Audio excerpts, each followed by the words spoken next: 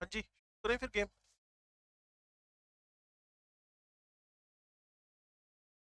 हाँ जी। कल तक का डिस्कशन तो दिमाग में है ही आप लोगों के ना।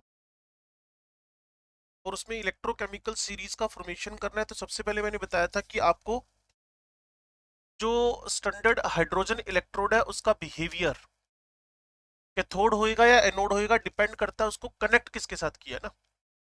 और बाकी आपको अगर लेबोरेटरी में जाना है तो वहां वैसे ही पता चल जाना है। वहां क्या पता चल जाएगा कि जिस तरफ निडल का डिफ्लेक्शन हुआ, जिस तरफ डिफ्लेक्शन हुआ वो कैथोड है, बाकी जो बच गया वो एनोड है। बोलो जी। ठीक है ना। तो सबसे पहले हम लोग मेजरमेंट ऑफ मेटल्स की तरफ बढ़े, तो जिंक का मेजरमेंट करने जा रहे हैं। ध्यान से सुनना भाई। आपने क्या किया, जिंक के साथ कनेक्शन लिया, इसका एसएचजी का, और थोड़ा बहुत हमें याद था उस बेसिस पे पता चल गया जो जिंक की रोड है वो एनोड का काम करेगी, और जो आपके पास एसएचजी है वो कैथोड का, क्योंकि जिंक वाले का माइनस होता है।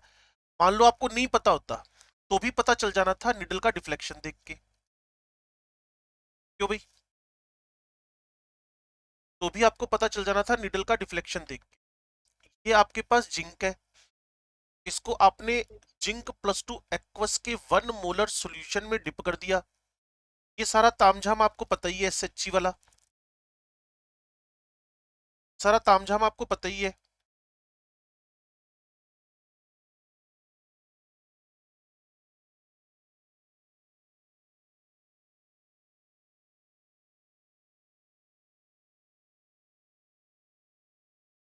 क्या भाई? और ये सोल्ट ब्रिज लगा लिया। अब आप यहां E cell standard E cathode -E anode लिख दोगे।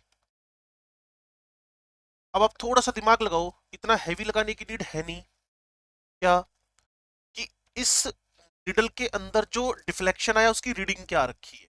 क्लियर ना। उसकी रीडिंग ये ई सेल है, उसकी रीडिंग ये ई सेल है, और रीडिंग इसकी 0.76 आ रखी है। इसकी रीडिंग 0.76। अब सोचो, कैथोड एनोड में से ये एनोड है, बीच में ये ब्रिज लगा हुआ है, ये कैथोड है। और कैथोड यहाँ निडल के डिफ्लेक्शन के अकॉर्डिंगली हाइड्रोजन है, तो वो जीरो लिख देते हैं, यहाँ माइनस लिख देते हैं, और यहाँ एसआरपी लिख देते हैं। तो सोचो, इस पूरे का माइनस उधर शिफ्ट होने के बाद एसआरपी कैलकुलेट होकर आपके सामने आ गया 0.76 वोल्ट। ऐसे करके काम चलता रहेगा और पूरी की पूरी इलेक्ट्रोकेमिकल सीरीज आपकी बनके तैयार हो जाएगी। बोलो भाई। ठीक है ना। तो आइडिया तो आ गया ना इलेक्ट्रोकेमिकल सीरीज कैसे बनाई गई है। एसएचजी के साथ मेटल्स जोड़ते चले जाओ, ई सेल नॉट उसका वोल्ट मीटर में पढ़ते चले जाओ, और जैसे जैसे वोल्ट मीटर के अंदर आप पढ़ते पढ़ते पढ़ते चले जाओगे, जैसी वोल्ट मीटर के अंदर वो रीडिंग्स आप पढ़ते चले जाओगे, बस वो हाइड्रोजन को छोड़कर जो दूसरा वाला हाफ सेल है उसकी वैल्यूज है। बोलो भाई। अब तो ये भी एनोड कौन कैथोड कौन, किस पे ऑक्सीडेशन हो रहा है किस पे रिडक्शन हो रहा है, ये सारी बातें मुझे लगता है आपको पता चली गई हैं। चलो जी, सेम काम ये देखो, जो मैंने यहाँ पे डायग्राम बना दिया ना वो इसने यहाँ बना रखा है, तो कोई प्रॉब्लम वाली बात है नहीं। ज्यादा से ज्यादा आप सेल का रिप्रेजेंटेशन सीखने में इंटरेस्टेड होगे, वो आपको पता ही है कि एनोड का काम कौन कर रहा है, जिंक कर रहा है। एनोड का काम कौन कर रहा है, जिंक कर रहा है। जिंक सोलिड, ये फिर आपके पास जिंक +2 लिखा, ब्रैकेट में एक्वस लिख दिया, ये सोल्ट ब्रिज लिख दिया। वहां हाइड्रोजन पे क्या हो रहा है, रिडक्शन हो रहा है। रिडक्शन हो रहा है तो इसको हमने 2H+ लिख दिया, सामने एक्वस लिख दिया। कॉन्सेंट्रेशन 1 m है, लिखना चाहो तो वो भी लिख दो। फिर उसके बाद H2 लिख दो, उसका प्रेशर 1 atm लेके चल रहे हो वो भी लिख दो। तो पूरा की पूरा सेल का रिप्रेजेंटेशन हो गया। और और भी रमिंदर सिंह की हाल है। हाँ जी। रमिंदर। प्लेटिनम। हाँ हाँ, प्लेटिनम का इलेक्ट्रोड है ना, हम भी लिख देते हैं, इसमें क्या इलेक्ट्रोड लिखा ना, क्योंकि प्लेटिनम की सरफेस पे ही हाइड्रोजन ने अपने आप को एडजॉर्ब करवाकर उसको एज कैथोड बिहेव करवाया है। ठीक है भाई। अगर इसकी सेल रिएक्शन लिखनी हो, मैं बार बार ये वर्ड्स क्यों बोल रहा हूं, अगर ये छूट गए हो पिछले साल तो आपको पता चल जाए कि सेल रिएक्शन का मतलब क्या है। ये सेल रिएक्शन है और सेल रिप्रेजेंटेशन है। ये आपके पास सेल वोल्टेज निकालने का फॉर्मूला है। जब आपके पास कॉन्सेंट्रेशन 1 m, टेम्परेचर 298 केल्विन ले रखा हो, प्रेशर 1 बार ले रखा हो, तो इनको बोलते हैं स्टैंडर्ड कंडीशंस।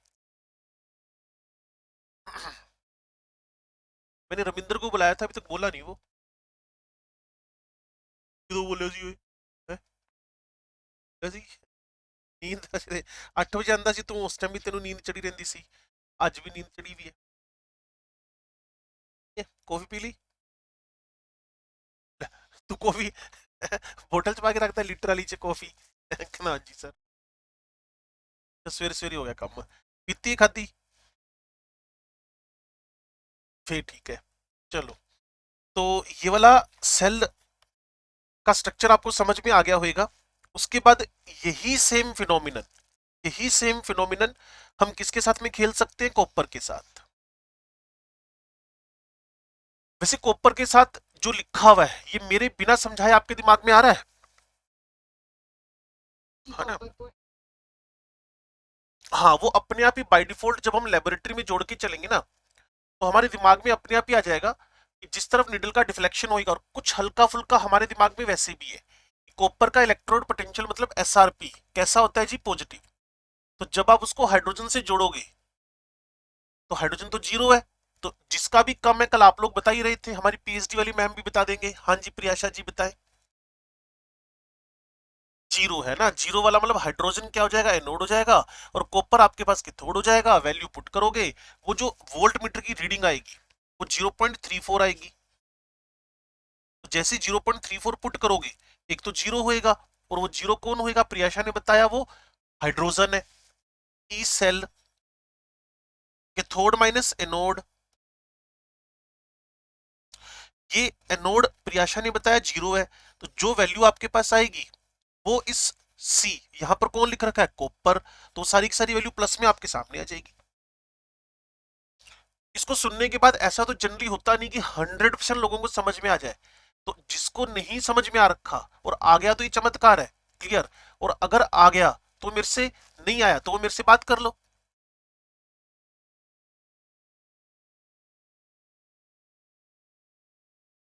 बोलो भाई,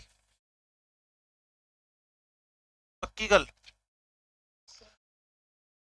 लो जी, at 298 kelvin the EMF of the cell, जैसे लिखा जाता है वो सेम फिनोमिनन लिखा गया है।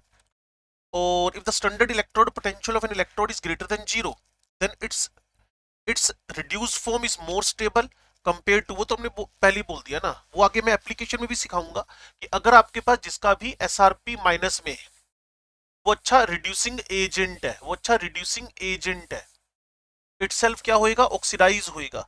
Similarly if the standard reduction potential is negative, then hydrogen gas is more stable. वो तो आगे पता चल जाएगा, इसकी टेंशन मत लो। इलेक्ट्रोकेमिकल सीरीज का मतलब तो समझ में आ गया कि अब तक जो हम एक काम कर रहे थे ना, क्या?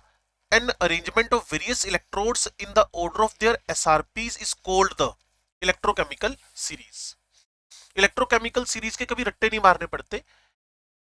जो भी क्वेश्चन पेपर में क्वेश्चन आएगा, उस क्वेश्चन के अंदर आपको इलेक्ट्रोड पोटेंशियल हाफ सेल के दे रखे होंगे। बस आपको एक स्किल्स डेवलप करनी पड़ेंगी आपके अंदर। वो स्किल पता कौन सी होगी? सबस्क्रिप्ट झांकना कि वो एसआरपी है कि एसओपी है, बस।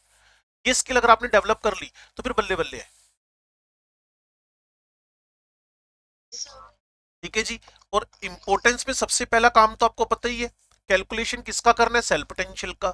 ई सेल बराबर कल भी बताया था, ई के थोड़ माइनस ए नोड। मेरे को तो सबसे फेवरेट यही लगता है बस मेरा, ई के थोड़ माइनस ए नोड। ठीक है जी। अगर वो, मैंने बार बार आपसे कहा था ये एसआरपीज है, और अगर वो इसको एसओपीज लिख दे तो सब कुछ उल्टा हो जाएगा, सब कुछ उल्टा हो जाएगा।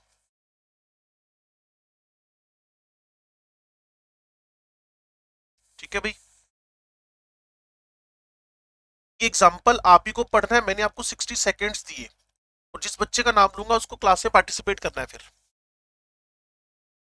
Right the cell reaction and calculate the value of E cell for the zinc zinc +2 Fe+3। ये सेल रिएक्शन लिखी है बच्चे, लेकिन उसने ना साथ साथ में ये वैल्यू भी दे दी है, तो फिर आप सेल रिएक्शन को ना ही देखो तो भी काम बच जाएगा। सेल रिएक्शन ना भी देखो तब भी काम बन जाएगा।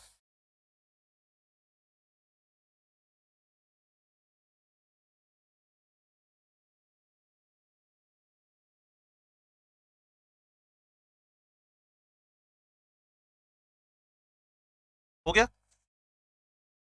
कैथोड कौन एनोड कौन पता चल गया होगा। सबसे पहला काम क्या होता है वो किया आपने, सबस्क्रिप्ट झांके, ये भी एसआरपी है, ये भी एसआरपी है, 0.77 -0.76, तो ये एनोड बन गया, ये कैथोड बन गया, है ना। तो E cell nought is equal to E cathode minus E anode, दोनों एसआरपी लिखने हैं, है जी। तो E cathode minus E anode, तो कैथोड की जगह 7 लिख दिया और एनोड की जगह माइनस 0.76 लिख दिया। वैल्यू आपके पास सॉरी, वैल्यू आपके पास 1.53 आ गई। हाँ बोलो जी।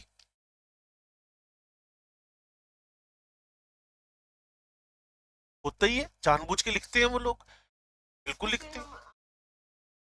सेल जो रिएक्शन दे रखी है उसके अकॉर्डिंगली, वो तो नेगेटिव की, जब मेरी बात सुनो ना, अभी थोड़ी देर में बताऊंगा सेल परमिसेबल है कि नहीं है, सेल रिएक्शन या प्रोसीड कर रहा है कि नहीं कर रहा है, वो बात जब आपसे करूंगा ना तो उसमें होएगा क्या, ये वैल्यूज दे रखी होंगी और रिएक्शन उल्टी, तो आंसर उल्टी रिएक्शन के अकॉर्डिंगली आएगा।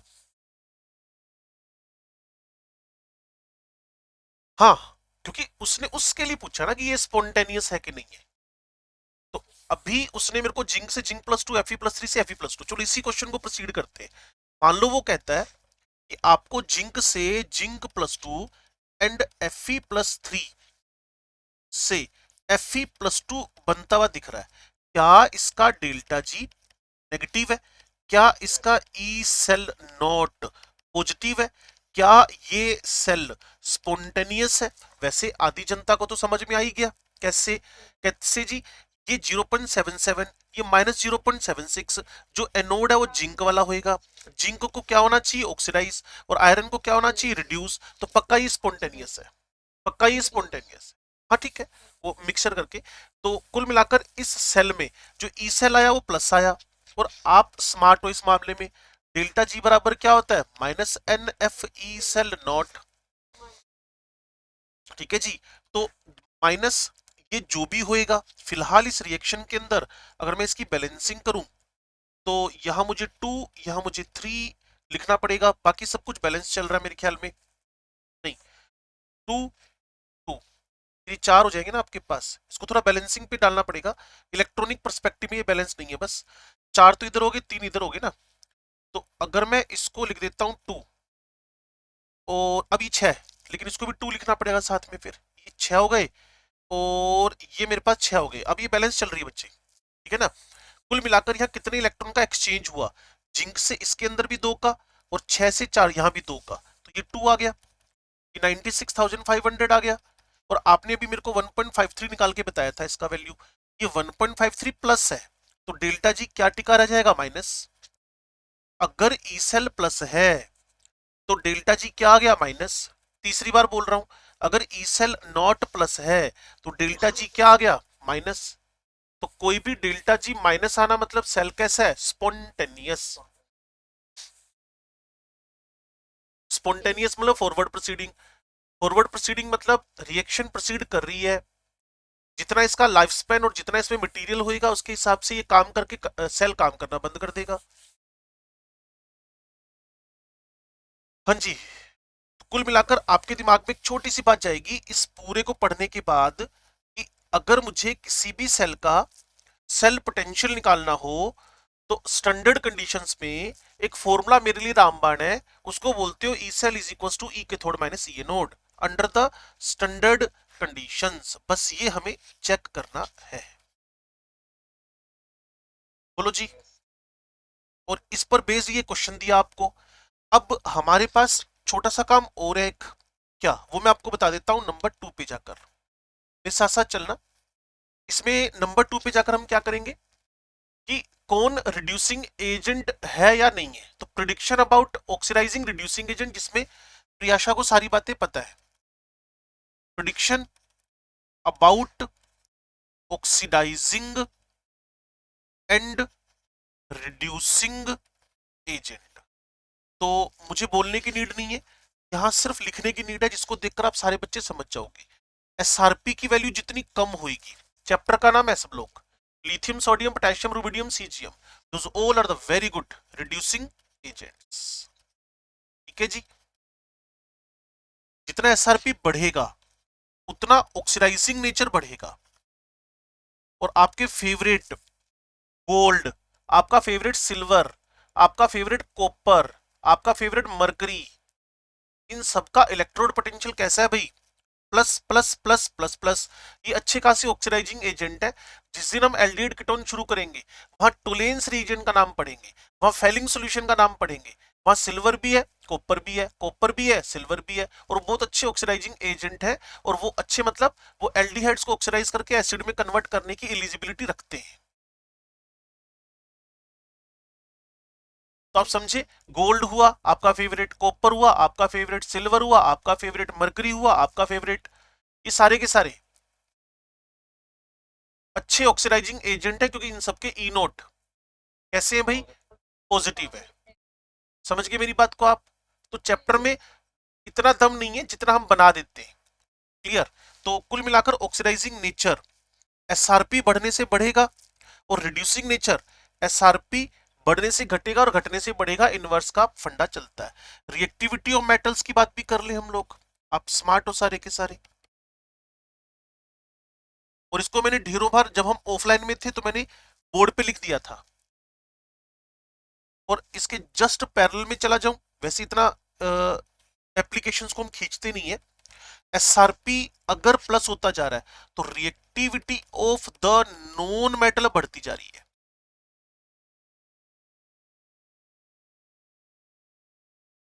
ठीक है जी। अब रिडोक्स चैप्टर में चल रहे एक बार।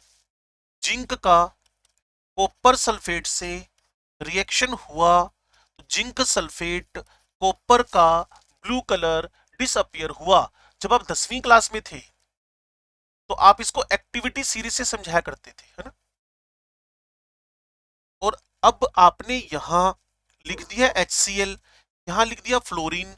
हमारे पी ब्लॉक एलिमेंट्स में ढेरों बार मैंने यही रेफरेंस दिया, fluorine is good oxidising agent, fluorine is good oxidising agent, fluorine is good oxidising agent, fluorine is very reactive non metal, क्योंकि इसका ई नोट प्लस है। मेटल की रिएक्टिविटी पता कैसे बढ़ेगी? उसका ई नोट नेगेटिव होएगा, और नॉन मेटल की रिएक्टिविटी पता कैसे बढ़ेगी? उसका ई नोट प्लस होएगा। तो क्या ये रिएक्शन प्रोसीड कर सकती है? बच्चों ने इमीडिएटली आंसर देना है हाँ जी बिल्कुल। क्या ये रिएक्शन प्रोसीड कर सकती है? नहीं। जो मैं अब लिखने जा रहा हूं, क्या वो रिएक्शन प्रोसीड करेगी?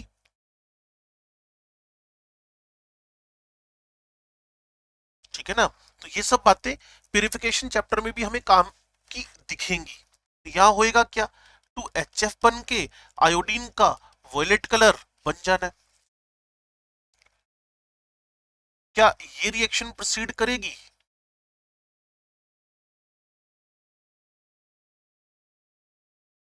बिल्कुल करेगी। 2HBr बना, और आयोडीन का वापस वॉयलेट कलर आ गया। 2HBr लिखकर आयोडीन लिख दे, क्या ये रिएक्शन प्रोसीड करेगी? ठीक है ना? कुल मिलाकर रिएक्टिविटी फ्लोरीन की जबरदस्त है। मेरे इस चैप्टर को बिना पढ़ाई जबरदस्त है ना? P block element group number 17, organic chemistry में हर एक जगह पे फ्लोरीन क्लोरीन से, क्लोरीन ब्रोमीन से। क्लियर? फ्लोरीन क्लोरीन से, क्लोरीन ब्रोमीन से, ब्रोमीन आयोडीन से ज्यादा रिएक्टिव है।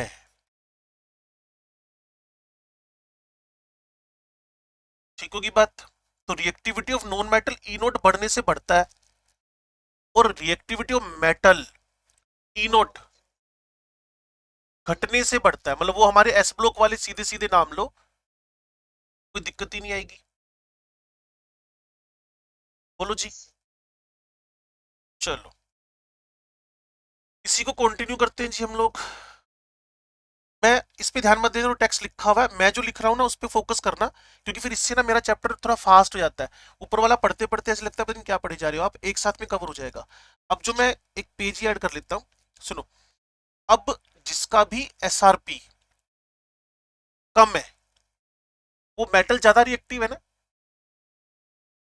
जिसका भी एसआरपी का वो मेटल ज्यादा रिएक्टिव है ना, तो उनको कभी भी जितना एसआरपी कम होएगा उतना, उतने नहीं, अभी नहीं, उतना उस मेटल को एज स्टोरेज कंटेनर हम कम यूज करेंगे। क्लियर ना? मेटल एज, जितना ये कम, जितना ये कम, मान लो इसकी वैल्यू कम है, मेटल एज स्टोरेज कंटेनर। बोलो भाई, इसको डायरेक्टली डालूं या इनवर्सली डालूं? जितना एसआरपी कम है, जितना एसआरपी कम है उतना ज्यादा रिएक्टिव है, तो मेटल को स्टोरेज कंटेनर के फॉर्म में यूज किया जा सकता है। हाँ वही कह रहा हूं ना, अगर मैं यहां पर मेटल का एसआरपी कम कर रहा हूं तो मेटल एज स्टोरेज कंटेनर भी कम ही यूज हो रहा है। क्लियर ना? राजा महाराजा क्या करते थे, खाना खाते थे चांदी के बर्तनों में, सोने के बर्तनों में।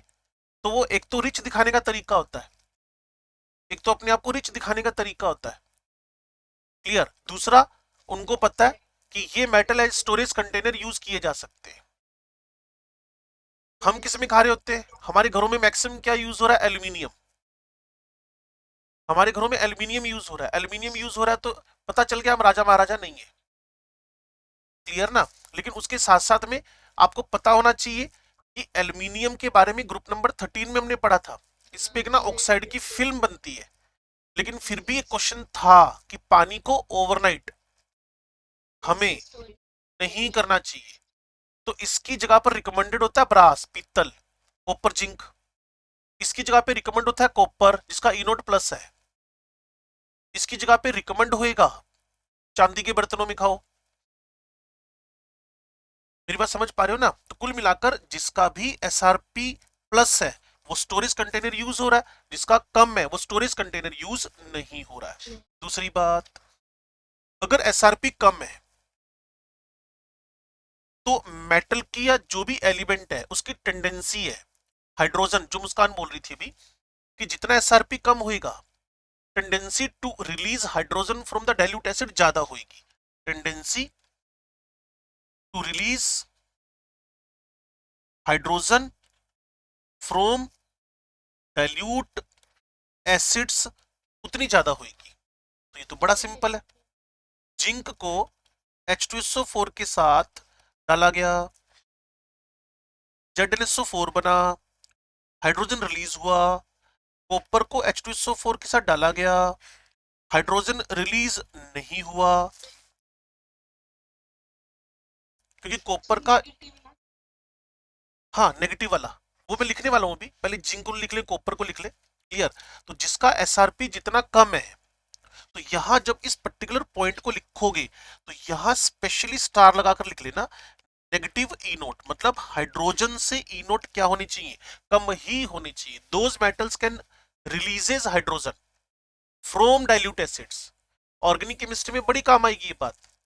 मुझे कोई कहेगा रिड्यूसिंग एजेंट बताओ, मैं बोलूंगा जिंक HCl, आपने कहा ठीक है। मैंने कहा कॉपर HCl, आपने कहा बिल्कुल ठीक नहीं है। मैंने कहा टिन HCl, आपने कहा बिल्कुल ठीक है। मैंने कहा गोल्ड HCl, आपने कहा बकवास है, बिल्कुल अच्छी बात नहीं है। क्लियर ना? तो जिनके ई नोट प्लस है वो डाइल्यूट एसिड्स के साथ में एज रिड्यूसिंग एजेंट यूज नहीं हो सकते। समझ के बात को? कल, ठीक है ना? तो जिनके भी ई नोट, यहाँ कॉपर का प्लस है, इसको डाइल्यूट एसिड में डाला, डाइल्यूट एसिड ने हाथ खड़े कर दिए, कहते मैं हाइड्रोजन नहीं दे सकता। लेकिन इतना हमें पता है कि जिंक का HNO3 और जिंक का कॉपर का, जिंक का HNO3 और कॉपर का HNO3 से रिएक्शन होकर हाइड्रोजन नहीं बनती, बनने को तो वहां जिंक नाइट्रेट भी बना था। क्लियर? बनने को वहां N2 और NO भी बना, वो सारी बातें हमें पता है। और मैंने उसको एक हाई रिस्की जोन वाला फैक्टर बताया था, इंपॉर्टेंट वाला फैक्टर बताया था। उस दोनों रिएक्शन को फोकस, चार है वैसे, वो फोकस करके रखना चाहिए उसको। HNO3 dilute, HNO3 concentrate, HNO3 dilute, HNO3 concentrate, zinc zinc, copper copper, आपको याद ही होगा वो HNO3 जब हमने रिएक्शंस करवाई थी। उसको रिवीजन में फोकस करके रखना। अभी बात समझ में आ गई है क्या कह रहा हूं मैं आपसे? लो जी, ये मेरे पास है कॉपर का कंटेनर, इसमें जिंक सल्फेट भर दिया गया है। ये है मेरे पास जिंक का कंटेनर, इसमें कॉपर सल्फेट भर दिया गया है। तो बताओ भाई, सुटेबल कौन है? कॉपर में जिंक सल्फेट भरकर रखोगे भरा रहेगा, लेकिन जिंक में कॉपर सल्फेट भर के रखोगे थोड़ी देर बाद इसके अंदर होल्स निकल आएंगे कंटेनर में, लीकेज शुरू हो जाएगा, रिएक्शन शुरू हो जाएगी, क्योंकि जिंक इज मोर रिएक्टिव।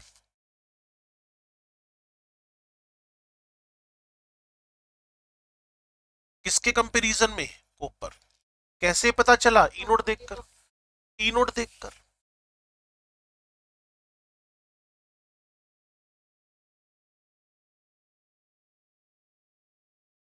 हाँ ठीक है, एसआरपी बढ़ाते चले जाओ, उसको स्टोरेज कंटेनर के फॉर्म में यूज कर लो, कंपैरिजन करो ना बच्चे।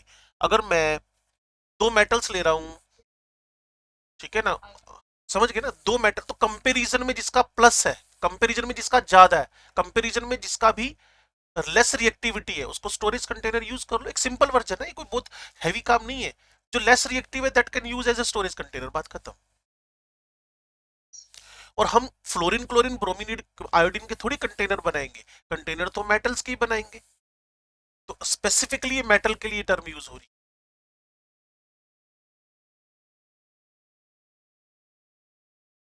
नहीं, बिल्कुल नहीं आ रही। तुम इतनी कॉन्फिडेंट कैसे हो? ओके, मुझे लगा कॉन्फिडेंस है मुस्कान को कि मेरे यहाँ से पक्का डिस्टरबेंस आएगी। तो ये जितना भी मैंने हैंड रिटन मटेरियल किया ना बच्चे, बस ये इलेक्ट्रोकेमिकल सीरीज के सुपर्ब एप्लीकेशंस है, इससे ऊपर नीचे जाने की नीड आपको नहीं है। और ये ऑलरेडी ढेरों बार आपके नोट्स में लिखे मिल जाएंगे, चाहे वो आपके एस ब्लॉक में हो, पी ब्लॉक में हो, चाहे वो पीरियोडिक में हो, चाहे केमिकल, सब जगह मैंने इनको छपवाया है। तो रिडोक्स इलेक्ट्रोकेमिस्ट्री इकट्ठे होकर इस चैप्टर को आप यहाँ समझ सकते हो। क्लियर है? और बाकी देखो, predicting whether a metal reacts with acid और to give the hydrogen gas और नॉट, ये एप्लीकेशन हो गया। कॉपर याद करो, तुम्हारे पी ब्लॉक एलिमेंट के ग्रुप नंबर 15 में था। Copper react with dilute acid HNO3, but H plus do not oxidizes copper because reduction potential of H plus is lesser than that of copper, so hydrogen is not liberated। अभी बोला था मैंने, अभी just clear है। So nitrate oxidises copper to copper plus two, cupric nitrate बना था, and itself get reduce to NO because NO3 minus से NO का SRP प्लस का 0.97 है। और मैं आपको बार बार क्लास में बोला करता था, HNO3 का अलग ही स्वैग है। ये भाई साहब एसिड होने के साथ साथ में अच्छे ऑक्सीडाइजिंग एजेंट भी है, इनका भाई साहब का अलग ही स्वैग है। HNO3 का अलग ही स्वैग है, कम से कम कॉपर से तो अच्छा ऑक्सीडाइजिंग एजेंट है। कॉपर 0.34 है, ये भाई साहब 0.97 है। खुशी क्लास में है? दुखी दुखी कैसे लग रही हो? नाम खुशी लेकिन एक्सप्रेशन दुखी। तो जी सबकी तबीयत गड़बड़ होगी ना। घर पे चली गई कि यहीं पे हो? साक्षी, इस क्वेश्चन को सोल्व करना है सभी बच्चों ने मिलकर। पूरे 90 सेकंड दिए आपको। बेसिकली इस टाइप के क्वेश्चन हमने कर लिए थे। अब मैं 90 सेकंड पूरे रेस्ट पे हूँ और आप काम पे हो। अभी तक तो अवेले वेले बैठे हुए थे।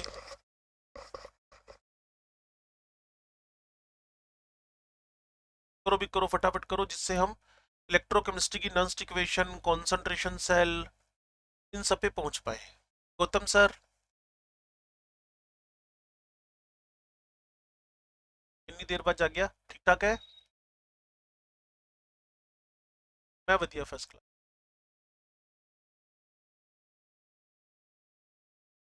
रूहानियत? उतरी इतनी आलसी। तबीयत गड़बड़ है।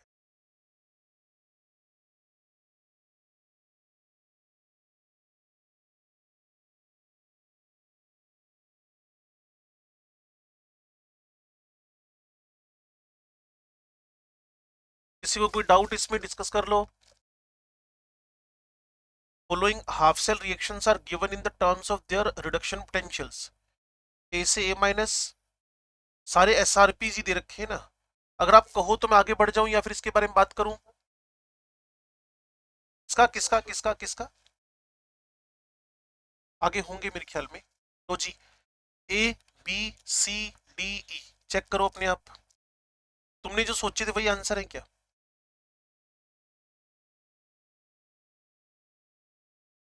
पक्की गल? मैं कॉन्फिडेंट हो जाऊं कि आपने इसके बारे में कोई बात नहीं करनी है अब? चलो, ये लो जी।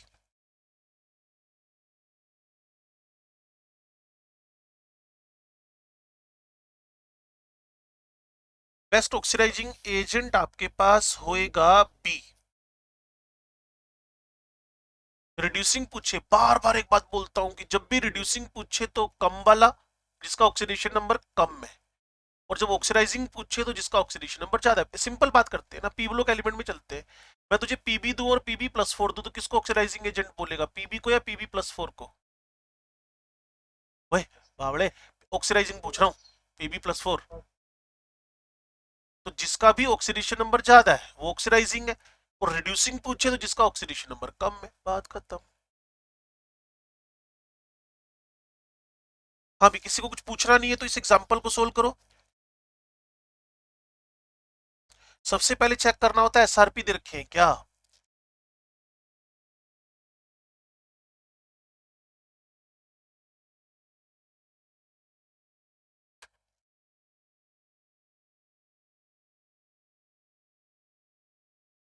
सर इसमें क्वेश्चन क्या, अभी दिखा देते हैं जी। पहले इनको नोट कर लिया तो ABC.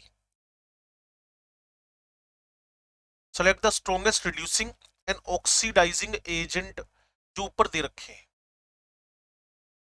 Strongest oxidising and reducing, पता लग रहा है स्ट्रॉन्गेस्ट ऑक्सीडाइजिंग कौन है?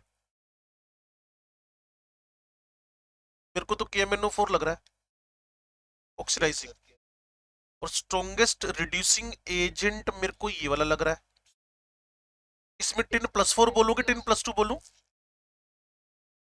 स्ट्रॉन्गेस्ट रिड्यूसिंग एजेंट किसको बोलूं, प्लस 2 को? हाँ, ये छोटी छोटी बातें जो आपके दिमाग में होंगी तभी मजा आएगा। क्या सभी को पता चला कि ऑक्सीडाइजिंग किसको बोल रहा हूँ, रिड्यूसिंग किसको बोल रहा हूँ? ऑक्सीडाइजिंग बोलना हो तो हाईएस्ट ऑक्सीडेशन नंबर उठाया करो इन दोनों में से, और रिड्यूसिंग तो लोएस्ट ऑक्सीडेशन नंबर उठाया करो इन दोनों में से। कम से कम उसको स्पेस तो दो ना एटलीस्ट। अगर वो ऑक्सीडाइजिंग एजेंट है तो इटसेल्फ रिड्यूस, और अगर वो रिड्यूसिंग एजेंट है तो इटसेल्फ ऑक्सीडाइज। घूमना तो इन दोनों में ही है। Tin plus two, tin plus four, tin plus two, tin plus four. मान लो टिन प्लस फोर को तुमने रिड्यूसिंग बोल दिया, मान लो गलती से बोल दिया। टिन प्लस फोर को तुमने रिड्यूसिंग बोल दिया, तो अब क्या चांस लोगे? क्या करेगा ये, 6 में जाएगा 4 से? हाँ, ऑक्सीडाइजिंग रिड्यूसिंग एजेंट का मतलब क्या होता है, इटसेल्फ ऑक्सीडाइज। तो वो इस बेचारे के साथ ही पॉसिबिलिटी है, 10+2 के साथ। दूसरा क्वेश्चन है, select the weakest reducing and oxidant.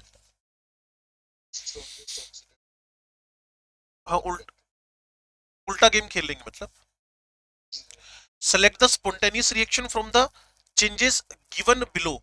तो उसने कहा जी इनमें से कौन सी स्पॉन्टेनियस है, क्या आपको ये पता चलता है स्पॉन्टेनियस कैसे ढूंढनी है?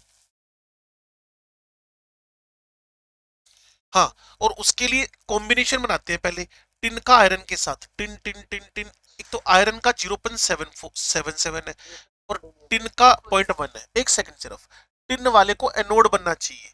एनोड मतलब इटसेल्फ ऑक्सीडाइज होना चाहिए, रिड्यूस है, तो ये नॉन स्पॉन्टेनियस हो गई। भाई ऐसे क्वेश्चन मिलेंगे आपको डीपीएस 1 से लेकर 5 तक, और जो अगली डीपीएस इलेक्ट्रोकेमिस्ट्री की है उसके भी 1 से लेकर 2 तक यही मिलेंगे आपको।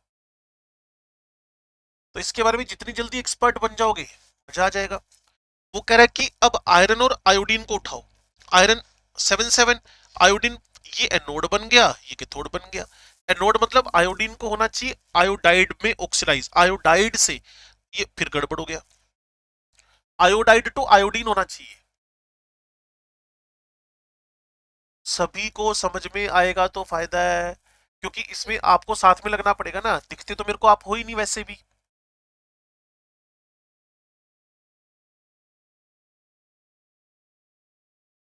नेक्स्ट में टिन के, ये भी नॉन स्पॉन्टेनियस है। अगले वाला लगता है स्पॉन्टेनियस है। किसी को इस पे कोई क्रॉस क्वारी करनी है? प्रियाशा जी? Very good.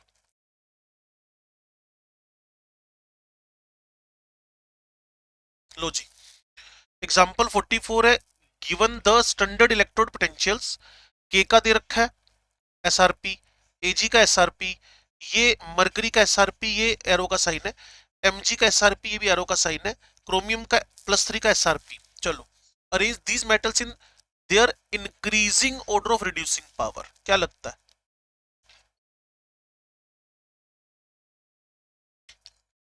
तो क्या मुझे आंसर बना के दे सकते हो यहाँ पे? सिल्वर। एक सेकेंड, सिल्वर सबसे कम है रिड्यूसिंग में, फिर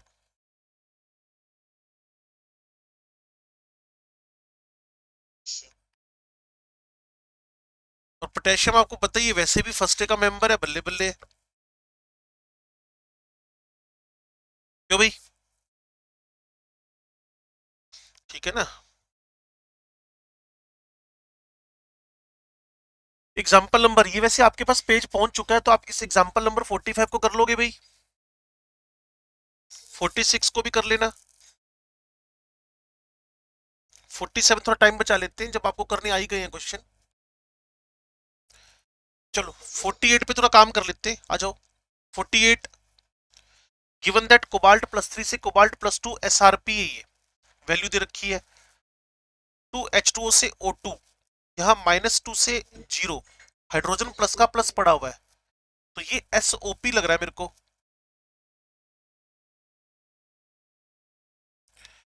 explain why cobalt is not stable in aqueous solution.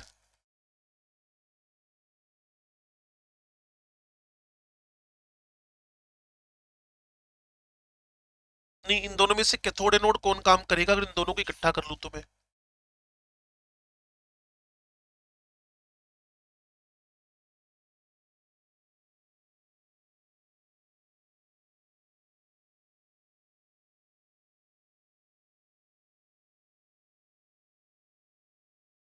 ये एनोड, ये कैथोड। अब सोचो, वो कह रहा है कोबाल्ट+3 पानी में स्टेबल नहीं है। क्यों नहीं है? क्योंकि ये कैथोड का काम कर रहा है, और कैथोड पे क्या होता है, रिडक्शन होता है। तो बिल्कुल परफेक्ट है लाइन, अच्छी बात है। हाँ, +2 ज्यादा स्टेबल। पता नहीं मुझे ही समझ में आ रहा है कि सबको समझ में आ रहा है? साक्षी को, वनीत को, खुशी को, मनी को, त्रुषि को, तनिष को, मानसी, संचिता, निशिता, नंदिनी। अरे भाई, ऑफलाइन की तरह चलाओ क्लास को, 10-12 दिन की बात है, उसके बाद ये कोरोना वोरोना सब खत्म हो जाएगा। क्लियर? आर्यन, क्लियर होगी बात? अक्षुन को भी, अंजलि को भी, हर्ष। चलो, तो बस ये सारे के सारे एप्लीकेशन इसके हो गए। इसके बाद कुछ है ही नहीं इसके अंदर। ये हमारा 11वीं क्लास के अकॉर्डिंगली इलेक्ट्रोकेमिकल सीरीज के एप्लीकेशन हो गए, और यही 12वीं क्लास में कॉपी पेस्ट है। अब मैं, जब कॉन्सेंट्रेशन 1 m से डिफरेंट हो, तो मुझे ई सेल कैसे निकालना है, मैं उस पर आ रहा हूं। उसको बोलते हो आप लोग नर्न्स्ट इक्वेशन। और जब नर्न्स्ट इक्वेशन सीख लेंगे, देन आफ्टर हम कॉन्सेंट्रेशन सेल सीख लेंगे, और जब कॉन्सेंट्रेशन सेल सीख लेंगे तो पीएच की बात कर लेंगे। तो एक बहुत बड़ा पोर्शन हमारा 11वीं 12वीं का मिक्स करके खत्म हो जाएगा, जिसको बोलते हो गैल्वेनिक सेल। अब हम 12वीं क्लास, वैसे इतना इतना सारा 12वीं में फिर कॉपी पेस्ट है, लेकिन 11वीं से कैरी फॉरवर्ड होता है ना। तो 11वीं अगर फाउंडेशन अच्छा खासा हो रखा हो, जैसे तीसरे दिन में एंटर कर गए हम इसको लेकर, लेकिन कोई बोदर नहीं है क्योंकि 12वीं में सेम है ना।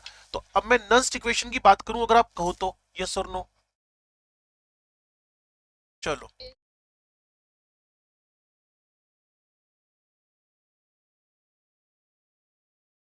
नर्स्ट इक्वेशन की नीड क्या हुई? नर्स्ट इक्वेशन की नीड ये हुई, जब भी concentration of solution is different from 1m, जब भी मेरे पास नॉन स्टैंडर्ड कंडीशंस जनरेट हुई, जब भी मेरे पास नॉन स्टैंडर्ड कंडीशंस जनरेट हुई, तो नॉन स्टैंडर्ड कंडीशंस में मुझे ई सेल निकालना है। ई सेल नोट तो नहीं होएगा ना, वो ई सेल होएगा। तो concentration of solution when different from 1m, यानी नॉन स्टैंडर्ड कंडीशंस हो, then E cell, not E cell naught, electrode potential E cell is calculated with the help of Nernst's equation। जब आपके पास जब आपके पास कंडीशंस नॉन स्टैंडर्ड हो, non standard का मतलब mainly 1m concentration से डिफरेंट हो, टेम्परेचर में कोई बहुत बड़ा चेंज करता नहीं वो, क्लियर, प्रेशर में कोई बहुत बड़ा चेंज करता नहीं वो, कर ले तो फिर नर्स्ट इक्वेशन जो आपने रट्टा मारा हुआ है ना 0.0591 वाला, वो बदल जाएगा। फिर कैसे, मैं बताता हूँ थोड़ी देर में भी आपको। अच्छा जी, नर्स्ट इक्वेशन आई कहां से, फाइनली फॉर्मूला याद करना है, क्योंकि मैंने आपसे कहा है कि फिजिकल केमिस्ट्री का मतलब ये होता है फॉर्मूलों पे फोकस करके याद करके एक पेज पे लिखते चले जाओ। क्लियर ना, इनऑर्गेनिक एनसीईआरटी से ऊपर जाना नहीं है। ऑर्गेनिक केमिस्ट्री के अंदर भी कुछ ऐसी हरकतें करेंगे जब वो स्टार्ट होएगी, तो जब होएगी तब देखेंगे। अभी फिलहाल फिजिकल के फॉर्मूलों का कलेक्शन करना सीखो।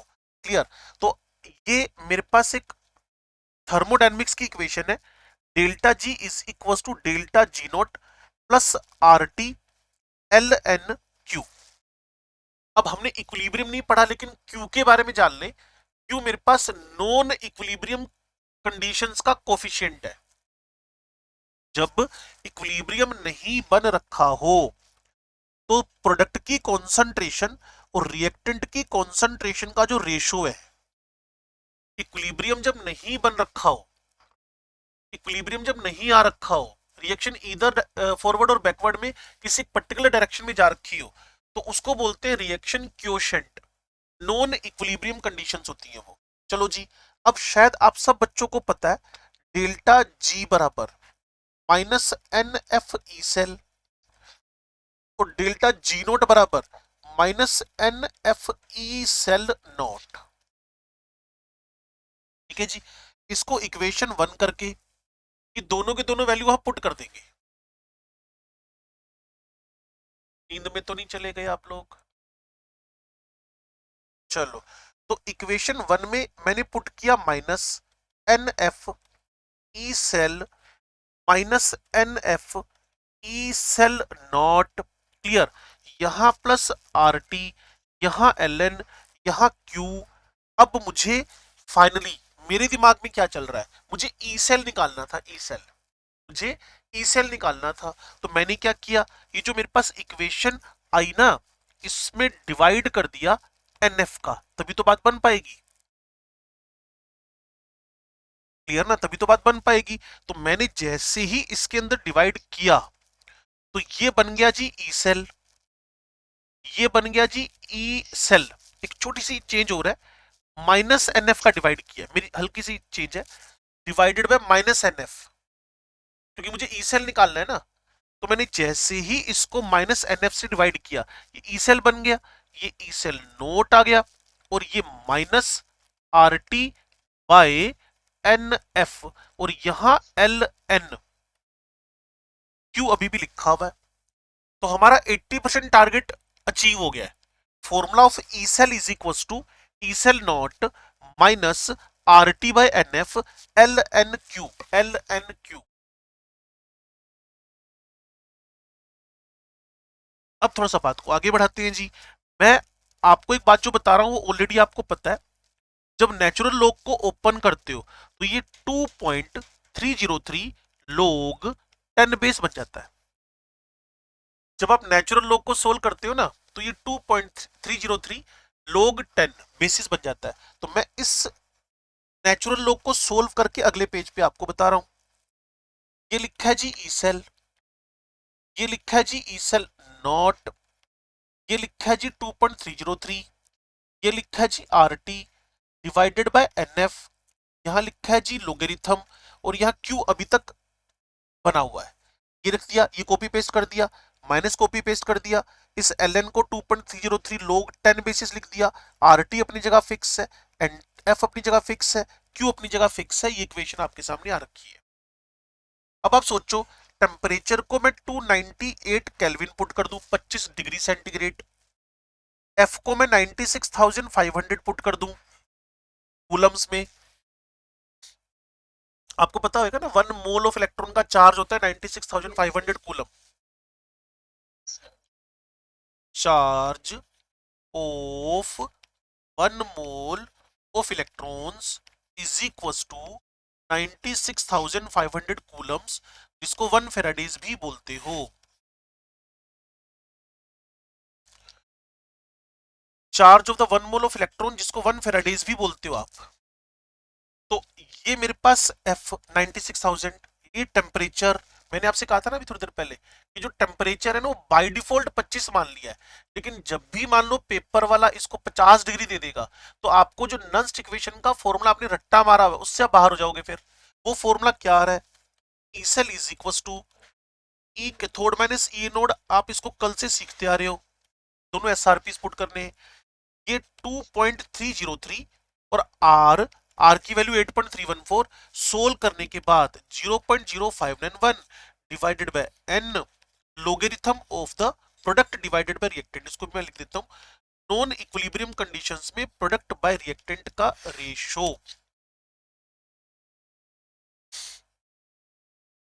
ये एसआरपीज है, ये तो पेपर वाला देगा ही देगा। 0.0591 तब है जब टेम्परेचर 298 केल्विन हो।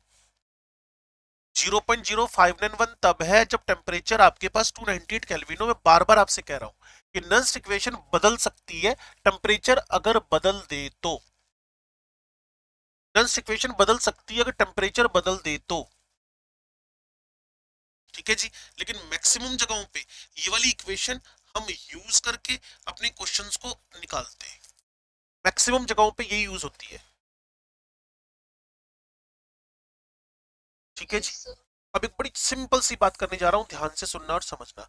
यहीं से हमें टारगेट करते हैं रिएक्शन क्वोशंट की जगह पर इक्विलिब्रियम कांस्टेंट निकालना। Calculation of the equilibrium constant. एक ना इलेक्ट्रोकेमिस्ट्री की बड़ी प्रॉब्लम है, इलेक्ट्रोकेमिस्ट्री ना मल्टी कॉन्सेप्चुअल है। इसमें आयनिक इक्विलिब्रियम भी आ जाएगा थोड़ा थोड़ा, कभी कभी इक्विलिब्रियम कांस्टेंट का केमिकल इक्विलिब्रियम भी आ जाएगा, पीएच का डिस्कशन भी आ जाएगा। तो ऐसे कुछ मल्टी कॉन्सेप्चुअल छोटे छोटे कॉन्सेप्ट इसमें एंटर करते रहते हैं। Calculation of the equilibrium constant, थोड़ा सा टिक कर मेरी बात को सुन लेना क्या बोल रहा हूं मैं। सुनो भाई, जब भी इक्विलिब्रियम कंडीशंस आएंगी ना, अब देखो हल्का थर्मोडायनेमिक्स भी आ रहा है, तो मैं थर्मोडायनेमिक्स की बात कर लूं हल्की सी आपसे। थर्मोडायनेमिक्स देखो जी, जब डेल्टा जी नेगेटिव हो तो आपने मुझे बताया था ये स्पॉन्टेनियस है, डेल्टा जी पॉजिटिव हो तो आप लोगों ने मुझे बताया था ये नॉन स्पॉन्टेनियस है। और डेल्टा जी अगर जीरो हो तो इसका मतलब क्या होता है, इक्विलिब्रियम।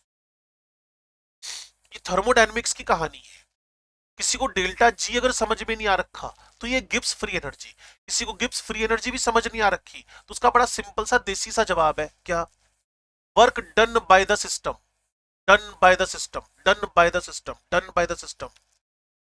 तो जब भी सिस्टम काम करेगा तो नेगेटिव उसकी एनर्जी का लॉस होएगा, तो फॉरवर्ड प्रोसीडिंग है। मान लो आप काम करे जा रहे हो, लिखते जा रहे हो, टाइम निकलता जा रहा है, तो आप फॉरवर्ड प्रोसीड कर रहे हो कि बैकवर्ड प्रोसीड कर रहे हो। आपके अंदर मेमोरीज आ रही हैं, आप सीख रहे हो, लर्निंग हो रही है, आप पीछे थोड़ी जा रहे हो यार। आपको पता चल रहा है कि नंस्ट इक्वेशन क्या है। हाँ, आप पीछे सोच जरूर रहे हो ऐसा कभी हुआ करता था, लेकिन अब इसको सोचो, delta G naught plus R T L N Q, वहीं से हमने नस्ट इक्वेशन बना दी, इक्वेशन नंबर 2। लेकिन इसके अंदर मुझे एक बात करनी है कि जब इक्विलिब्रियम आएगा तो डेल्टा जी क्या हो जाएगा आपके पास, जीरो। और स्पॉन्टेनियस मतलब proceeding forward forward forward forward, नुकसान हो रहा है, एनर्जी लॉस हुए जा रहा है, एनर्जी लॉस हुए जा रहा है। तभी तो फोर्थ क्लास तक पहुंचते पहुंचते बोल देते हो छोड़ दो क्लास, थक गए, ये वो जो भी आप लगाते हो बहाने। तो डेल्टा जी नेगेटिव हुए जा रहा है ना लगातार फॉरवर्ड प्रोसीडिंग में, और उसी का उल्टा बैकवर्ड प्रोसीडिंग है जो नॉन स्पॉन्टेनियस है। इतनी बात अगर आपको समझ में आई थर्मोडायनेमिक्स की, तो मैं इसको पुट करके इक्वेशन नंबर 2 को आगे बढ़ाऊं। इक्विलिब्रियम का मतलब पता है क्या हुआ, इक्विलिब्रियम का मतलब पता है क्या हुआ कि Q is now change to K, Q की वैल्यू K के बराबर हो गई। अब ये K क्या चीज है? K equilibrium constant. अगर ये 11वीं क्लास होती ना तो मैं उसको समझा ही ना पाता, उससे मुझे पहले इक्विलिब्रियम समझाना पड़ता उसको। नॉन इक्विलिब्रियम कोफिशिएंट मतलब रिएक्शन क्वोशिएंट जब बराबर हो गया इक्विलिब्रियम कांस्टेंट के, तो उसको हम इक्विलिब्रियम कंडीशन बोल रहे हो। डेल्टा जी वहां क्या होता है? जीरो। तो जी इधर लिख रहा हूं, ध्यान से सुनना और समझना आप। डेल्टा जी बराबर क्या सुना था हमने? Minus N F E cell. तो कोई रिएक्शन हो रही है और वो इक्विलिब्रियम में आ गई, उसका डेल्टा जी क्या हो गया? जीरो। तो क्या मान के चलते हो? उसके इलेक्ट्रॉन्स जीरो हो गए। रिएक्शन तो चल रही है इक्विलिब्रियम में लेकिन उसके इलेक्ट्रॉन जीरो हो गए। एन तो जीरो नहीं हो सकता, चार्ज तो जीरो नहीं हो सकता। जो जीरो हुआ वो कौन है? E cell.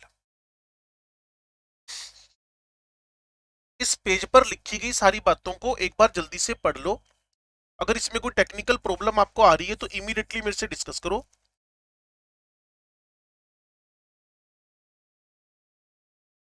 Reaction quotient, quotient, U T I E N T, quotient, reaction quotient. और बिल्कुल सिंपल वे इसका और है, मैं जो मैंने अपना बना रखा है। नॉन इक्विलिब्रियम कोफिशिएंट, जब इक्विलिब्रियम ना आ रखा हो,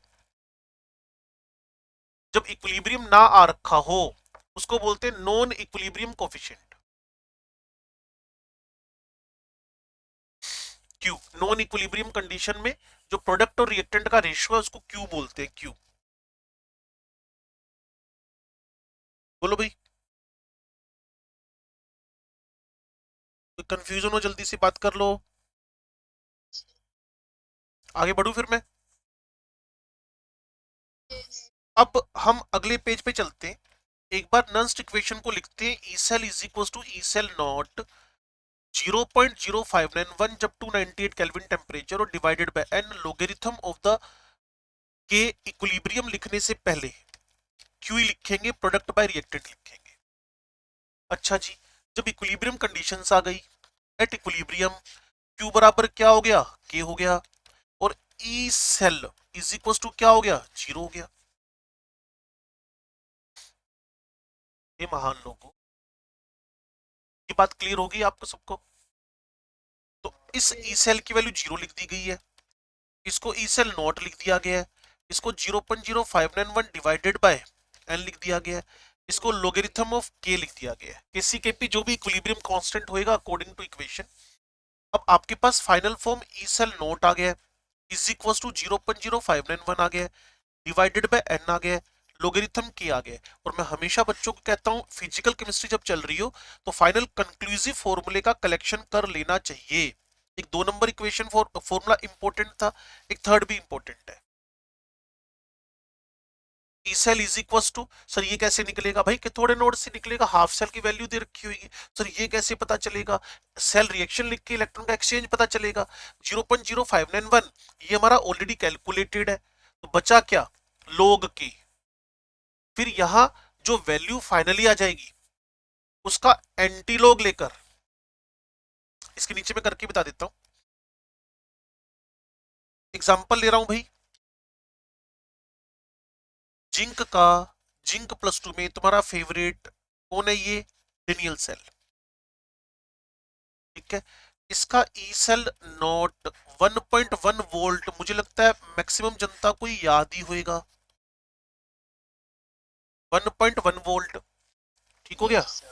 अभी 1.1 वोल्ट, इसको यहां लिख दिया 1.1 वोल्ट को। कितने इलेक्ट्रॉन का एक्सचेंज हुआ है?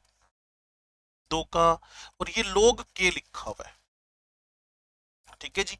अब 1.1 इंटू 2 हुआ 0.0591 हुआ, और यहां लोग के लिखा हुआ है। 2.2 में 0.0591 का डिवाइड कर देता हूं मैं जल्दी से।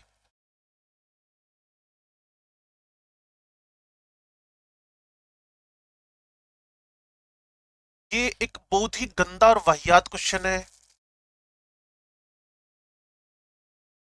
क्योंकि मुझे लगता है कॉन्सेप्चुअल बात तो पूछी जा सकती है प्रियाशा, ये नहीं पूछा जा सकता।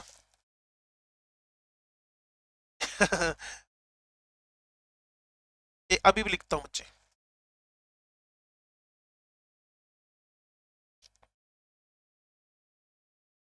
ये आपके पास आ गया 37.2। ठीक हो गया। अब मैं के बराबर लिख रहा हूं एंटी लॉग ऑफ द 37.2। ठीक होगी बात। अब जो कह रहा हूं उसको ध्यान से सुन लेना, अगले पेज पर जाके सुनना है कि अभी यहीं पर बात समझा दें आपको कि अगर कभी भी एंटी लॉग ऑफ 1 लिखना है वो 10⁻1 है, एंटी लॉग ऑफ 2 लिखना है तो 10⁻2 है, एंटी लॉग ऑफ 3 लिखना है 10⁻3 है, एंटी लॉग ऑफ 4 लिखना है 10⁻4 है, एंटी लॉग ऑफ 37 लिखना है 10⁻37 है। जो पॉइंट से पहले की वैल्यू है ना वो पावर बन जाएगी। मान लो एंटी लॉग ऑफ -1 लिखना है तो 10⁻⁻1। इतनी इतनी बात तो क्लियर हुई। अब अगले पेज पे चलते हैं जी। जब आपको लिखकर दिया गया एंटी लॉग ऑफ 37.2 तो इसका मतलब हुआ आपको anti log of 0.2 clear and anti log of the 37 लिखना था, वो आपने लिख दिया। अब शायद आप में से कुछ बच्चों को पता हो log 2 का वैल्यू 0.3010 और जो एंटी लॉग ऑफ 0.3010 है वो 2 है। तो अब सोचो जो एंटी लॉग ऑफ 0.2 है, एंटी लॉग ऑफ 0.2 है, वो 2 से थोड़ा सा कम ही होएगा और 4 ऑप्शन में कहीं ना कहीं हमें उसकी टक्कर हो ही जानी है। अब प्रियाशा को ये पूछना है कि क्या 50 के 50 क्वेश्चन ऐसे ही आएंगे जिसमें इतनी कैलकुलेशन होगी? क्या कुछ इनऑर्गेनिक भी आएगी? मेरे ख्याल में नहीं आएगी। नहीं, एस ब्लॉक के क्वेश्चन, पी ब्लॉक के क्वेश्चन नहीं, पीरियोडिक टेबल के क्वेश्चन, केमिकल बॉन्डिंग की हाइब्रिड स्टेट निकालने वाले क्वेश्चन, हाइड्रोजन के क्वेश्चन मेरे ख्याल में आएंगे, है ना? आएंगे शायद। अच्छा, फिर ऑर्गेनिक भी आएगी थोड़ी बहुत, एल्केन एल्कीन एल्काइन, है ना, टोटोमरीज और आइसोमरीज की नहीं आएगी? अच्छा, फिर थोड़ा सा polymer biomolecule chemistry in action, ये भी आएंगे मेरे ख्याल में, है ना? तो फिर मेरे ख्याल में थोड़ा सा फिर फिजिकल के 5 7 10 क्वेश्चन आएंगे और 5 10 क्वेश्चन के अंदर आप ना एक क्वेश्चन पे 5 5 मिनट लगाओगे, ऐसा मुझे लगता नहीं है। तो अगर एक क्वेश्चन भी ऐसा आ गया क्लियर तो लगा देना 1.5 मिनट 2 मिनट 2.5 मिनट, उस पर प्रॉब्लम क्या है? तो ये रोंदू लड़की है। ये 1.1 इंटू 2 डिवाइडेड बाय 0.05, इसको 0.06 लिख लो, क्लियर ना? और 0.06 लिख के ऊपर 1.1 देखो तो उसको 1.2 कंसीडर कर लो, तो 0.62 जा क्या हो गया आपके पास? 0.62 जा आपके पास क्या हो गया? 0.62 जा 1.2, तो पक्का ऊपर 20 आ रहा है इंटू, तो 40 के हिसाब से 10⁻40 वाला कोई ना कोई आंसर तो आपको मैच कर ही जाएगा। ये विद इन फ्यू सेकंड करना हो गया, क्लियर ना? लो जी, अब मेरा कहना ये कि अप्रोक्सीमेट ये 1.5 या 1.7 के आसपास का वैल्यू आ जाएगा इंटू 10⁻37। बाकी एंटीलॉग के क्वेश्चन आज तक पीएमटी में कभी आए ही नहीं है। अगर आया है तो 10⁻10 का, 10⁻20 का, 10⁻30 का, 10⁻40 का, 10⁻50 का, 10⁻-2 एंटीलॉग को -2, एंटीलॉग को -5 ऐसे आए। तो आपको वैसे भी बोदर नहीं करना कि वो एंटी लोगो 0.2 0.3 0.4 पे आपसे डिस्कशन करवाएगा, लेकिन हम फिर भी उसकी तैयारी रखें। अगर सामने वाले को लगता है क्वेश्चन ऐसा डालना है तो डाल दो भी, हम मना थोड़ी कर रहे हैं।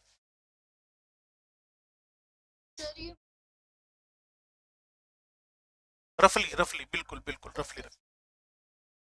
तो अगर आपको पता चला कि मैं केसी की वैल्यू कैसे निकाल रहा हूं तो उस फॉर्मूले को जरूर साइड में लिख के रखना। वो तीसरा नंबर फॉर्मूला है। मैं फिर आपसे कह रहा हूं फिजिकल केमिस्ट्री जैसे जैसे चलती जा रही है इसके फॉर्मूलों का कलेक्शन करते चले जाओ। अगर मुझे स्टैंडर्ड कंडीशन में सेल का वोल्टेज निकालना है, E cell is equal to E cathode minus anode both should be the SRPs. फिर मुझे अगर नॉन स्टैंडर्ड कंडीशन में किसी भी सेल का ई सेल निकालना है और वहां मुझे E cell is equal to E cell naught minus 0.0591 divided by N log Q. फिर मुझे अगर कंडीशन वही दे रखी है, non standard, but equilibrium mention कर रखा है, तो फिर E cell naught is equal to 0.059 divided by N log k आ जाएगा।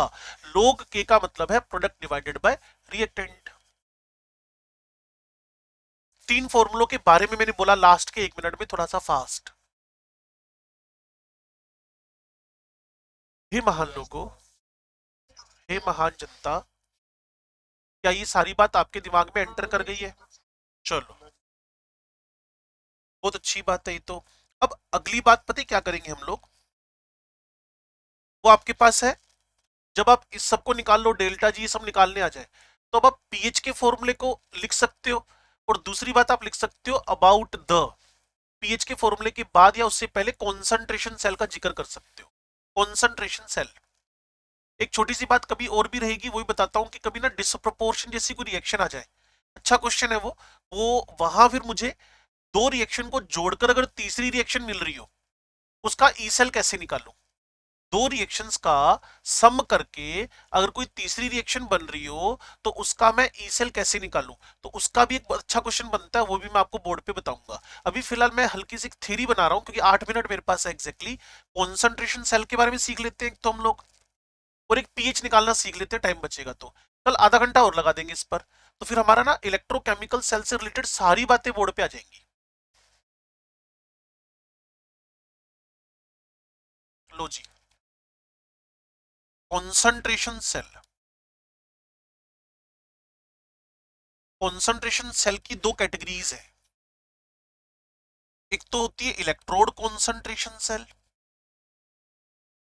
दूसरा होता है इलेक्ट्रोलाइटिक कॉन्सेंट्रेशन सेल।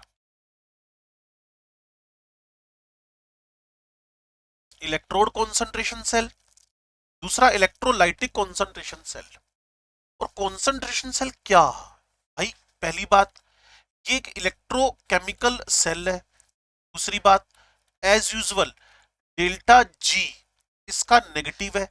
तीसरी बात, ये केमिकल एनर्जी को इलेक्ट्रिकल एनर्जी में कन्वर्ट करता है।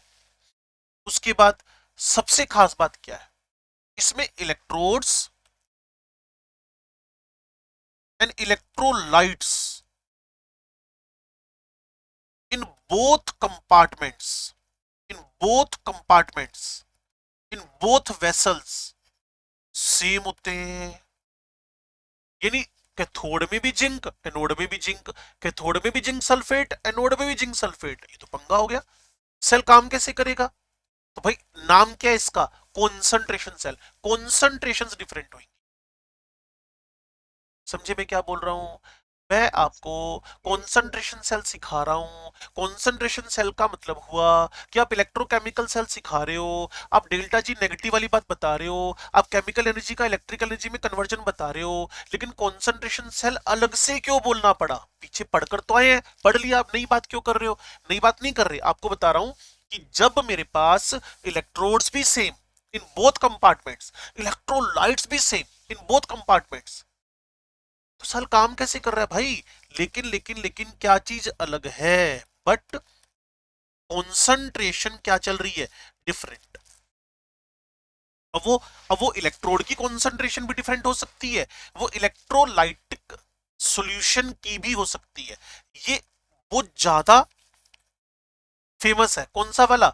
इलेक्ट्रोलाइट की कॉन्सेंट्रेशन अलग हो लेकिन इलेक्ट्रोड की कॉन्सेंट्रेशन अलग हो, ऐसा जनरली कम देखने को मिलता है। यहां पता क्या होगा, जो आपके पास इलेक्ट्रोड्स हैं उनके मास डिफर होंगे, बहुत कम मिलता है ऐसा आपको। लेकिन इधर पता क्या होएगा, जो इलेक्ट्रोलाइट्स हैं उनकी कॉन्सेंट्रेशन डिफरेंट होएगी। एक बार फिर मैं आपको एक नए टाइप का इलेक्ट्रोकेमिकल सेल पढ़ाने जा रहा हूं। कहते पढ़ाओ जी। मैंने कहा इसके अंदर zinc zinc sulphate, zinc zinc sulphate, यानी दोनों कंपार्टमेंट में, दोनों कैथोडिक एनोडिक कंपार्टमेंट में, दोनों में ही सेम टाइप का मटेरियल भरा हुआ है। कहते जी सेल काम कैसे करेगा? यार बात तो ठीक पूछ रहे हैं, सेल काम कैसे करेगा? तो मैंने कहा जी कॉन्सेंट्रेशन डिफरेंट है, इसीलिए उसका नाम कॉन्सेंट्रेशन सेल रख दिया गया है।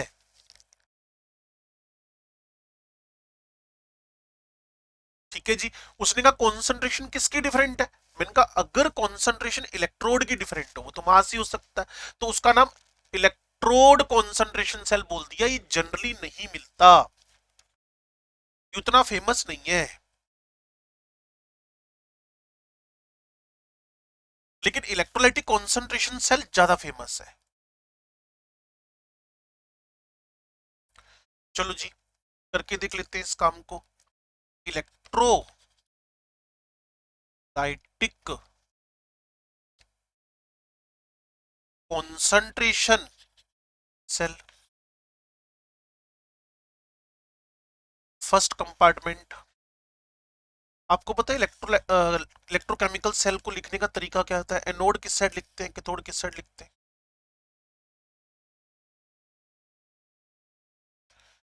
ये जी, एनोड मतलब नेगेटिव एंड, कैथोड मतलब पॉजिटिव एंड, ब्रिज मतलब न्यूट्रलिटी मेंटेन करने के लिए रखा जाएगा।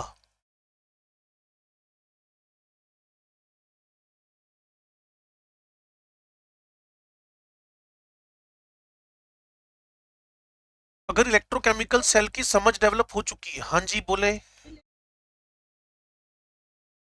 मतलब मतलब बात तो पूरी करो ताकि पता तो चले क्या बोलना चाहती हो।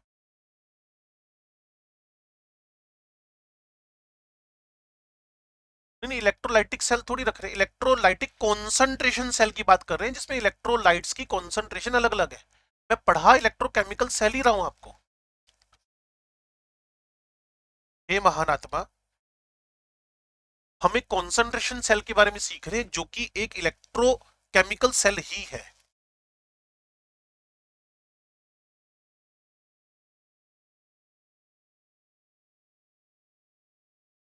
क्या आपको मेरी बात समझ में आई? मैं आपको इलेक्ट्रोकेमिकल सेल ही सिखा रहा हूं। इस इलेक्ट्रोकेमिकल सेल का जो टाइप है वो एक कॉन्सेंट्रेशन सेल है। कॉन्सेंट्रेशन जब डिफरेंट हो and remaining all things are same.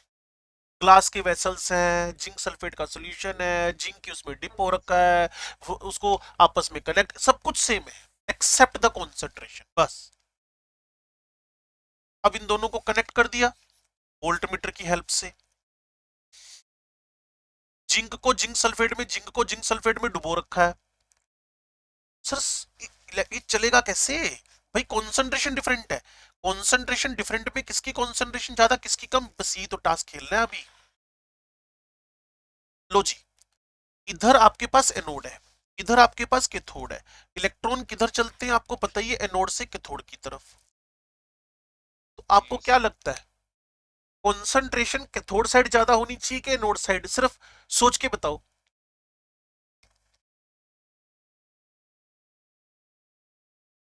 इधर कॉन्सेंट्रेशन, इधर concentration, concentration of the ion should be greater in the cathodic side.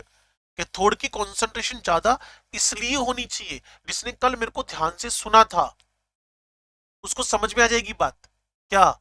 भाई इलेक्ट्रॉन के एक्सेप्टर भी तो होने चाहिए। किसी किसी किसी बैट्समैन ने अगर सिक्सर मार दिया है, तो अगर वो सिक्सर जाने से रोकना है तो कैच करने वाले खिलाड़ी भी तो होने चाहिए ना। मेरे पास जो एनोड वाला पार्ट था उसने इलेक्ट्रॉन डोनेट कर दिए, वहां ऑक्सीडेशन हो गया। उस इलेक्ट्रॉन जो डोनेट हुए उसको एक्सेप्ट करने के लिए कुछ तो होना चाहिए ना, वो कहां होएगा?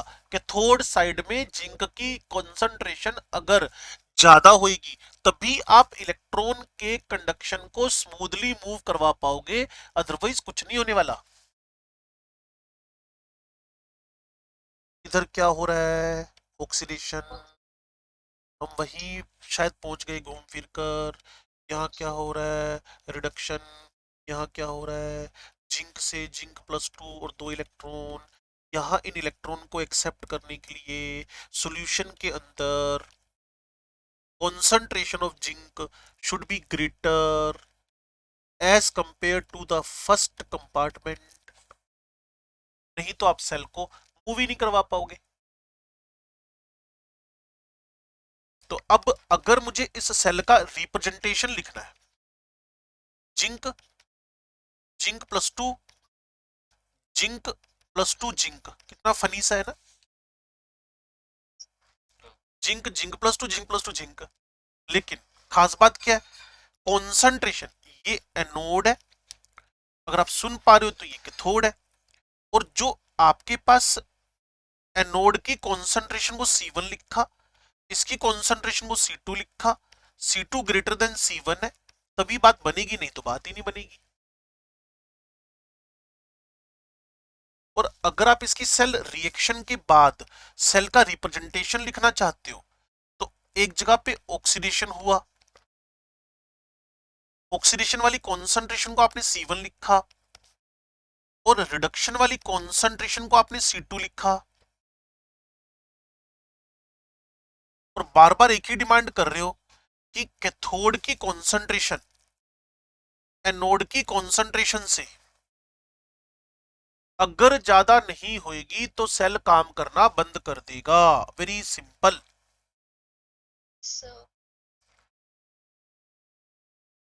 अगर इसको हाइड्रोजन हाइड्रोजन बनाकर भी लिखा जाए तो भी एक रिप्रेजेंटेशन आ सकता है, क्लोरीन क्लोरीन बनाकर लिखा जाए तो भी एक एक्सप्रेशन आ सकता है, वहां प्रेशर आ जाएंगे कॉन्सेंट्रेशन की जगह पे, बस वो कल लिख देंगे। लेकिन पहले अपने दिमाग में कॉन्सेंट्रेशन सेल को लाना भी तो जरूरी है ना, कॉन्सेंट्रेशन सेल होता क्या है। क्या आपको एग्जैक्टली कॉन्सेंट्रेशन सेल पता चल गई है क्या? तो फिर अभी मैं क्लास बंद कर दूं, 2 मिनट ऊपर निकल गए, बोलो बोलो। ले लिया निकल का बीकर।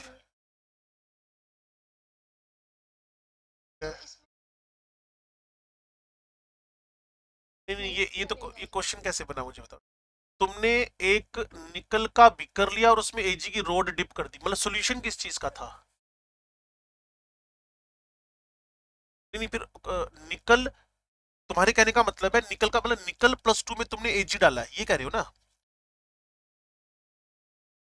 तो पड़ा रहने तो कुछ नहीं होने वाला। सिल्वर का प्लस है भाई, सिल्वर का प्लस है। तो अगर तुम निकल +2 ऑलरेडी बना बनाया पड़ा हुआ है, जो नेगेटिव इलेक्ट्रोड पोटेंशियल है वो तो ऑलरेडी +2 हो गया, तो उसको तो कुछ करने की नीड ही नहीं। और सिल्वर नॉन रिएक्टिव है। इन दोनों में से ई नोट, मतलब तुमने दो बातें बोली ना, पहली बात को तो मैं रिजेक्ट कर रहा हूं। तुमने कहा निकल के बीकर में सिल्वर डाल दिया, निकल के बीकर में सिल्वर क्या डालने का मतलब है? एक ग्लास लिया उसमें एक चम्मच डाल के रख दिया, सोल्यूशन वोल्यूशन कहाँ है उसमें?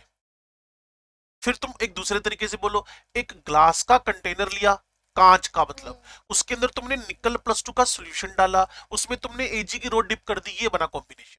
लेकिन सिल्वर भाई साहब तो वैसे भी बल्ले बल्ले कहते जी मैं तो महंगा आदमी हूं, कुछ नहीं बिगड़ना, राजा महाराजा मेरे को यूज करते हैं, पड़ा रहेगा, कुछ नहीं हो सकता उसका।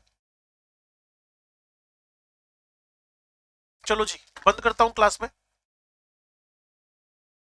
चलो जी, ओके जी।